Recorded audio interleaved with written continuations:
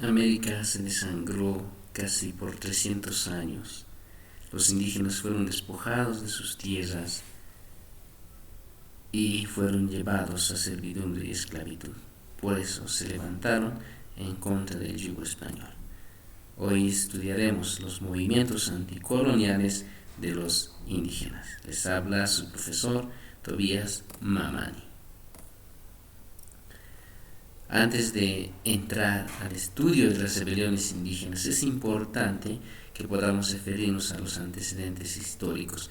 Mientras en el mundo está pasando la Edad Moderna, la Revolución Francesa y muchos aspectos, aquí en América se está produciendo lo que es la colonización.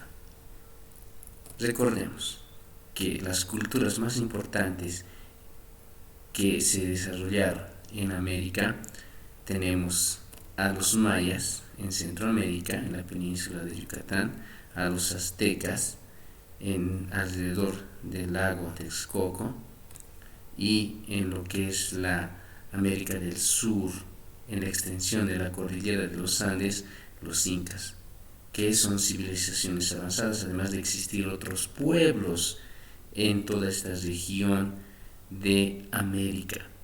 Fueron conquistados por los españoles a partir de 1492, con la llegada de Cristóbal Colón.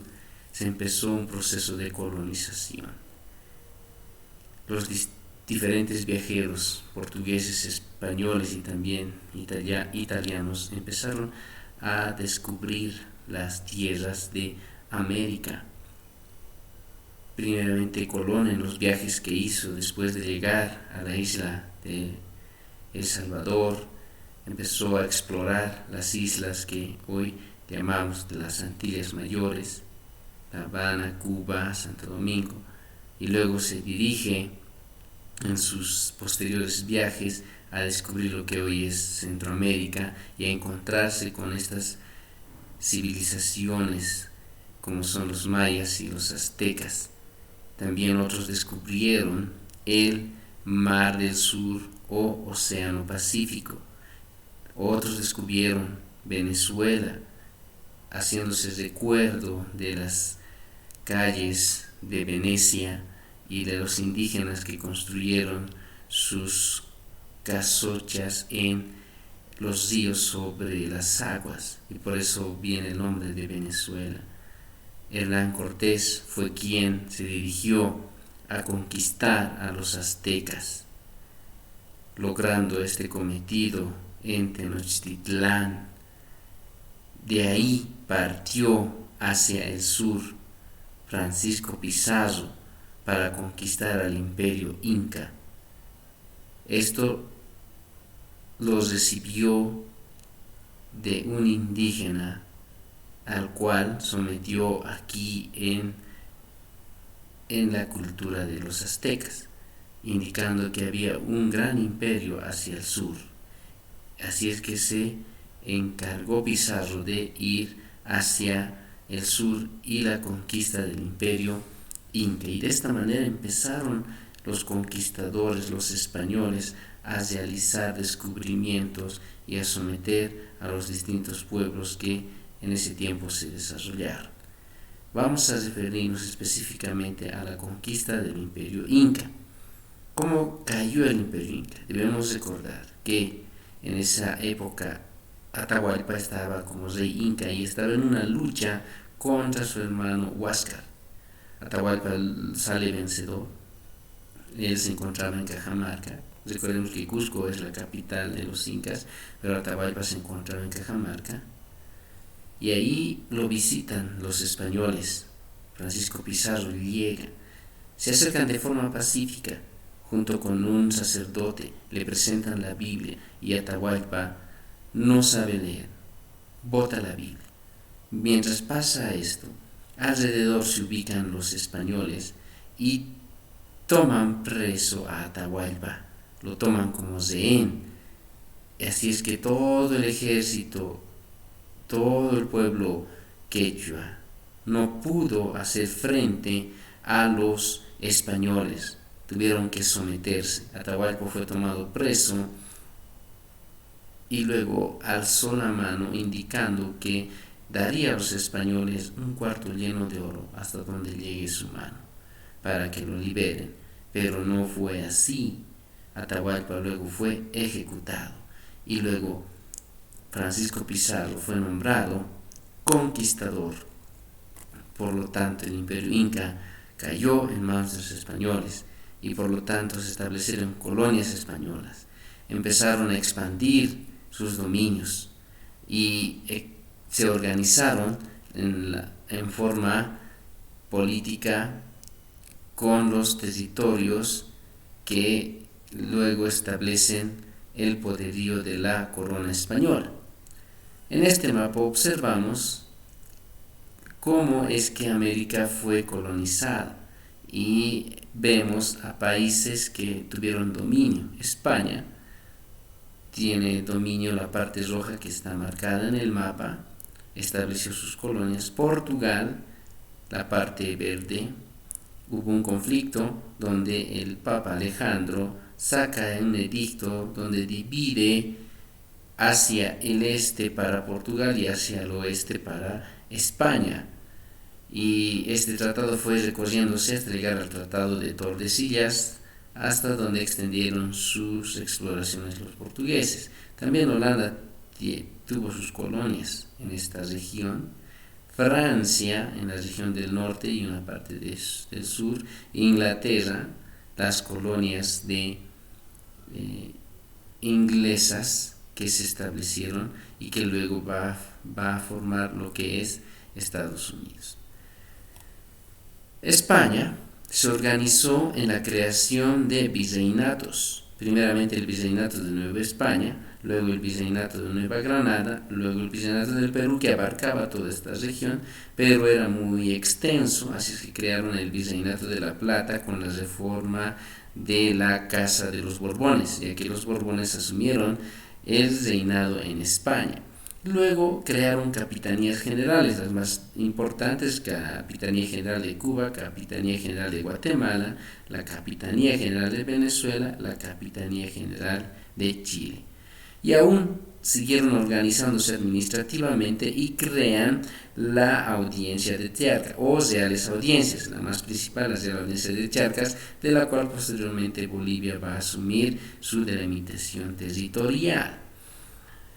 Existieron autoridades en España y autoridades en América. Las autoridades que radicaban en España era el rey, el cual administraba y daba órdenes desde España hasta América. También se creó el Consejo de Indias, el cual estaba encargado de promulgar leyes, creaba instituciones y controlaba a las autoridades en América. Se creó la Casa de Contratación de Sevilla, la cual reglamentaba y desarrollaba el comercio entre España y América y además controlaba el traslado de pasajeros entre la metrópoli y la colonia. En América se tenía el virrey, que era el representante del rey en América, y se crearon luego las Reales Audiencias. El virrey representaba al rey, ejercía la máxima autoridad en el virreinato y además gestionaba todos los asuntos de gobierno. La Real Audiencia administraba la justicia, fiscalizaba a los funcionarios coloniales, vigilaba la ejecución de las disposiciones reales, recibía apelaciones de instancias menores, atendía quejas y reclamos de los indígenas.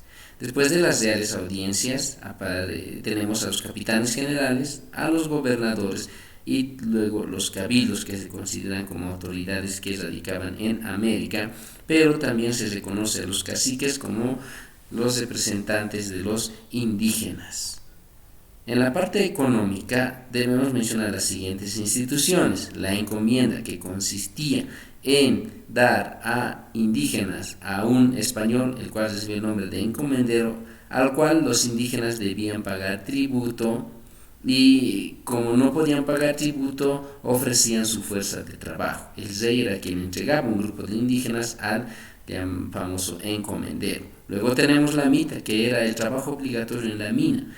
Muchos indígenas eran sorteados y al que le tocaba entrar a la mina, como lo que pasó en Potosí, se despedía de su familia y no salía más de la mina. Tenemos los obrajes, que eran trabajos textiles, donde los indígenas también eran obligados a realizar trabajos en telares. Además de esto, los indígenas fueron sometidos a la servidumbre y la esclavitud.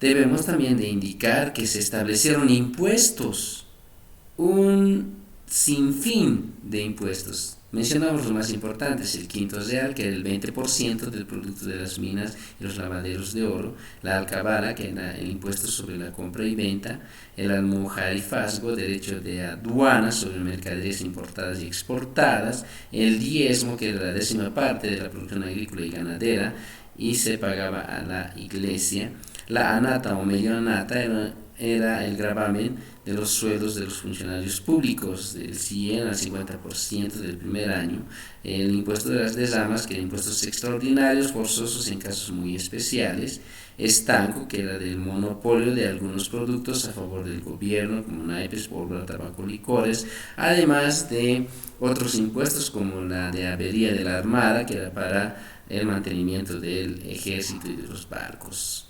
Era un sinfín de impuestos. Los barcos llevaban todos los productos desde América hasta Europa.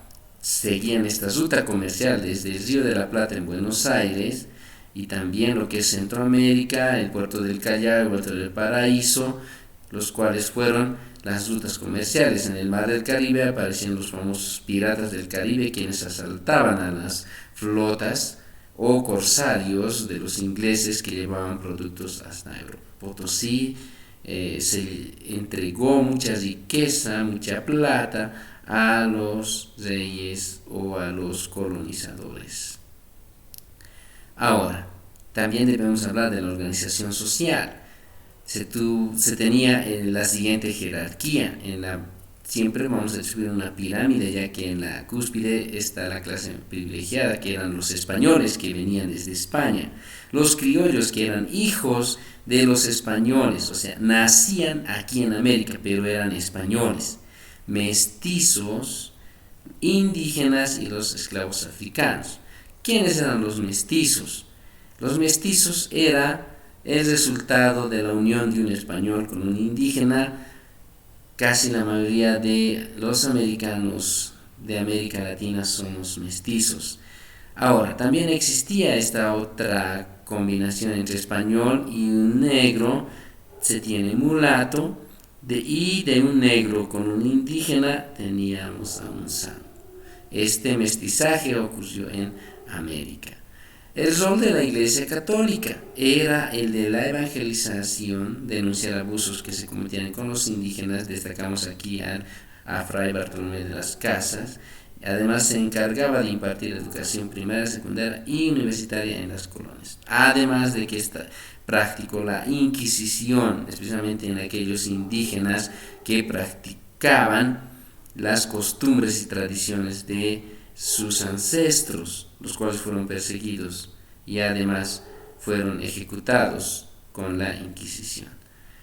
Se crearon órdenes religiosas, las principales, los dominicos, que llegaron en 1532 con su líder Santo Domingo de Guzmán; luego llegaron los mercedarios en 1532 con San Pedro de Nolasco; luego llegaron los franciscanos en 1532 con su líder San Francisco de Asís; los agustinos en 1551 con San Agustín; los jesuitas en 1568 con San Ignacio de Loyola, que tuvieron bastante influencia en el sector del oriente. Hablamos de Bolivia. Y también la aparición de las carmelitas en 1592 con su líder Santa Teresa de Jesús, que fueron las principales órdenes que en ese tiempo aparecieron. Ahora sí, entraremos a lo que son las rebeliones indígenas con más detalle en nuestra siguiente explicación de la siguiente clase. Gracias.